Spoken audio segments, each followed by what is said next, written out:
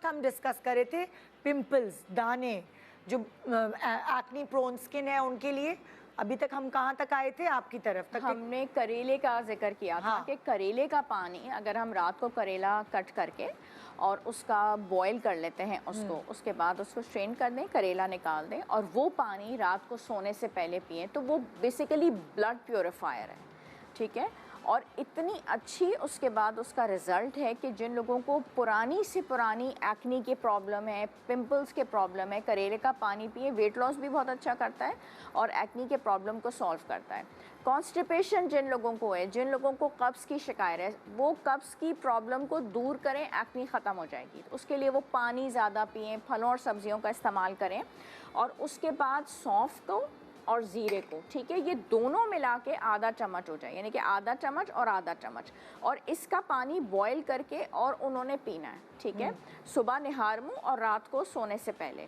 इससे क्या होता है, एक तो कॉन्स्टिपेशन बहुत अच्छे से दूर होती है। अगर इन दोनों से भी रिलीव ना हो तो उसमें 1 स्टिक दालचीनी की ऐड कर लें और ये वाला पानी पिएं, ठीक है, कॉन्स्टिपेशन दूर होगी, एक्नी गायब, ठीक है, स्किन भी ग्लो हो जाती है, एक्नी ख़त्म हो जाती है। तो ये जो प्रॉब्लम है ना कि एक्नी की कॉज भी फाइंड आउट करनी ज़रूरी है। आपके ब्रशेस ठीक नहीं हो रहे, आपके हार्मोन्स ठीक नहीं हैं, आप ऐसा क्या खा रहे हैं कि बार बार, जैसे आपने अभी आम का जिक्र किया, मुझे कॉफ़ी से प्रॉब्लम है।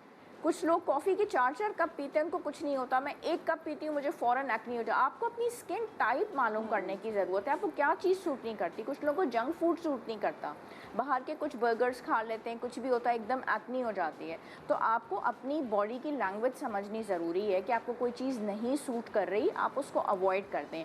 अपने ब्रशेज़, अपने मेकअप का सामान, टॉवल्स, अच्छा जिस तकिए पे आप सर रख के सोते हैं, ये बहुत इम्पॉर्टेंट है, बिकॉज उस पर आपका चेहरा लग रहा होता है। कुछ लोगों का सब कुछ ठीक होता है, उनका पिलो कवर ही सही नहीं होता। You should change it regularly. At least अगर वो चेंज नहीं करते तो उसके ऊपर एक बिल्कुल सॉफ्ट और बिल्कुल मलमल का सॉफ्ट आजकल ऑनलाइन बड़ी ऐसे आ रहे हैं कि सिल्क के वो कवर्स आपकी स्किन के लिए, आपके बालों के लिए, ये क्या चक्कर है? वो जो ऑनलाइन सिल्क की नहीं आ रही होती चीज़ें। अच्छा, सिल्क बेसिकली होता ही है कि आपकी फ्रिक्शन कम से कम होगी, ठीक है। तो जब फ्रिक्शन कम होती है तो आपका जो केराटिन ट्रीटमेंट करवाया हुआ होता है जिन्होंने, तो वो ज़रा वो आपकी उसकी एक्सटेंशन टाइम जो है वो बढ़ जाता है या इंटैक्ट रहता है, केराटिन इंटैक्ट रहता है। तो वो लोग जिनके बहुत फ्रीजी हेयर होते हैं उनके लिए रिकमेंडेशन होती है।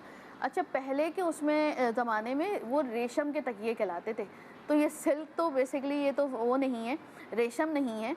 और पॉलिएस्टर कैसे, मतलब कि स्किन के लिए, जैसे कह रही हैं, स्किन जब के आप लिए तकिए से टच हो रहे हैं तो आपकी स्किन भी टच हो रही है, आपके बाल भी टच हो रहे हैं। स्किन के लिए इट्स नॉट गुड, इसलिए कि जो कॉटन होता है वो अल्कलाइन पीएच पे होता है और जो सिल्क होता है वो एसिडिक पीएच की तरफ जाता है। अगर आप एसी में सोते हैं देन इट्स फाइन कि आप जो है वो स्किन के लिए सिल्क पिलो यूज़ कर सकते हैं। और अगर आप एसी में नहीं सोते, कांस्टेंट टेम्परेचर नहीं है और इतनी गर्मी है, तो वो सिल्क पिलो उल्टा आपके दाने निकालेगा, क्योंकि उसका पीएच जो है वो एसिडिक होता है। जितनी गर्माहट है वो उस तकिए में भी, और कॉटन का डिफरेंस ये होता है कि कॉटन ठंडा रहता है। तो आपको उस पिलो की वजह से बस पिलो कवर साफ़ रखने की ज़रूरत होती है। हर 2 दिन पे या हर 1 दिन के बाद जो है आप उसे चेंज करते रहिए, धोते रहिए, तो क्लीन रहेगा, तो आपकी स्किन बैलेंस रहती है। उससे एक्ने की प्रॉब्लम नॉर्मली जो बेडशीट है वो 5 दिन बाद चेंज करते हैं, जो होता है ना पूरा क्विल्ट कवर वगैरह डाला हुआ है। तो आप ये कह रही हैं कि वो जो जिनको दानों की प्रॉब्लम होती है, अपने तकिए के कवर 2-2 दिन बाद धोते रहें। और टॉवल्स भी अपना, या तो टॉवल अलग रखें, अदरवाइज टिश्यू के साथ डैप करें। वो भी एक टॉवल होता है बाथरूम में, सारा जैसे मैं टॉवल से मुंह नहीं डैप करती, मैं टिश्यू पेपर लिया, ये किया, अदरवाइज नेचुरली ड्राई होने दें, नेचुरली ड्राई। और दूसरा, पिलो चेंज तो कर रहे हैं लेकिन उसका कपड़ा सॉफ्ट होना तकिए का ज़रूरी है। कुछ हमारी बेडशीट्स अच्छी होती हैं, साफ होती हैं, सॉफ्ट नहीं होती। तकिए का कवर बिल्कुल रेशम की तरह नरम होना इसलिए भी ज़रूरी है कि यहाँ पे चेहरे पे जल्दी रिंकल्स पड़ते हैं, ठीक है, लाइंस पड़ती हैं, तो तकिए के ऊपर ही हम अपना चेहरा और मुंह रखते हैं। उसका जो कवर है that should be very soft, ताकि हमारी स्किन भी चेहरे की सॉफ्ट रह सके। ओके, कितनी सारी चीज़ें हैं जिनका ख्याल रखना पड़ता है। इतनी तवज्जो देती है आप अपने ऊपर? सोचा भी नहीं होगा कि अच्छा मैं अपने तकिए का कवर साफ रखूं, तेल लगा के मैं तो वहीं सो जाती हूँ।